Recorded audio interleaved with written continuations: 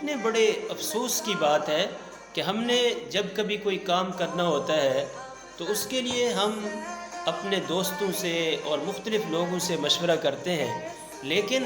اللہ تعالیٰ سے مشورہ ہم بالکل نہیں کرتے، اور پھر بعض دفعہ ایسے ہم قدم اٹھاتے ہیں جس کی وجہ سے بعد میں ہمیں پریشانی کا سامنا کرنا پڑتا ہے۔ جب بھی انسان کوئی کام کرنے لگے اور اس کو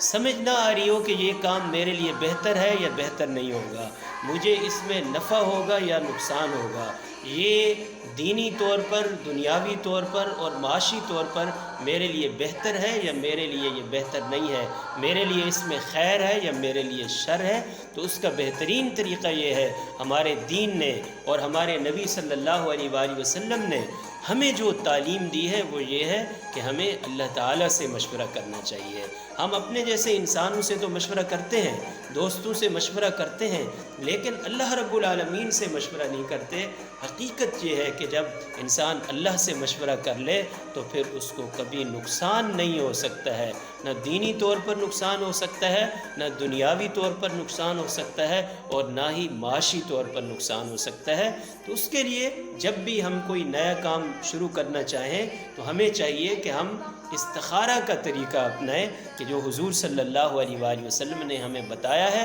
حضور خود بھی اس کا اہتمام فرمایا کرتے تھے، صحابہ کرام بھی اس پر عمل کیا کرتے تھے۔ استخارہ کوئی مشکل عمل نہیں ہے، انتہائی آسان عمل ہے۔ بس رات کو سونے سے پہلے 2 رکعت نفل نماز پڑھیں اور کوشش کریں پہلی رکعت کے اندر آپ سورۃ الکافرون اور دوسری رکعت کے اندر سورۃ الاخلاص یعنی قل هو اللہ احد پڑھیں، اس کے بعد سلام پھیریں، اور سلام پھیرنے کے بعد استخارہ کی جو دعا ہے اللہم انی استخیرک بعلمک، اس سے لے کر یہاں سے لے کر آخر تک یہ دعا آپ نے پڑھنی ہے۔ اور اس میں ایک لفظ آتا ہے اللہم ان کنت تعلم ان ھذا الامر،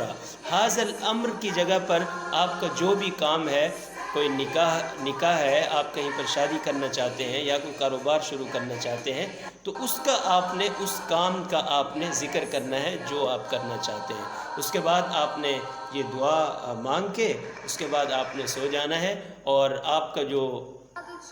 رخ ہے وہ قبلہ کی طرف ہونا چاہیے جب آپ سوئیں، دائیں پہلو پہ، اور بستر جو ہے صاف ہونا چاہیے۔ یہ جب آپ نوافل پڑھ لیتے ہیں، دعا کر لیتے ہیں، تو اس کے بعد پھر کسی سے کلام نہیں کرنا، کوشش نہیں کرنی، آپ سنت کے مطابق مسنون طریقے کے ساتھ آپ سو جائیں۔ انشاءاللہ آپ کو خواب کے اندر یا پھر یہ ہے کہ آپ کو ایسا کوئی نہ کوئی اشارہ مل جائے گا جس سے آپ کا دل مطمئن ہو جائے گا اور آپ کسی نتیجے پر پہنچ جائیں گے اس کا کام کے حوالے سے۔ وہ جو آپ ڈبل مائنڈ ہوئے تھے یا کوئی کنفیوژن تھی تو وہ اس کے نتیجے میں دور ہو جاتی ہے، اور پھر اللہ کی طرف سے جب اس میں مشورہ شامل ہو جائے تو آپ یقین کیجئے کہ آپ کو کوئی چیز بھی نقصان نہیں پہنچا سکتی۔ اس لیے یہ استخارہ کا جو عمل ہے یہ انتہائی ضروری ہے، چاہے کوئی خاتون ہے چاہے کوئی مرد ہے۔ اکثر والدین والد والدہ اپنے بیٹیوں کے رشتوں کے حوالے سے، بیٹوں کے رشتے کے حوالے سے پریشان ہوتے ہیں، مختلف لوگوں سے مشورہ کرتے ہیں۔ حقیقت یہ ہے کہ اگر ہم اللہ رب العالمین سے مشورہ کر لیں تو پھر ہمیں کسی اور سے مشورہ کرنے کی ضرورت نہیں ہے، اس لیے استخارہ کا ہمیں ضرور اہتمام کرنا چاہیے۔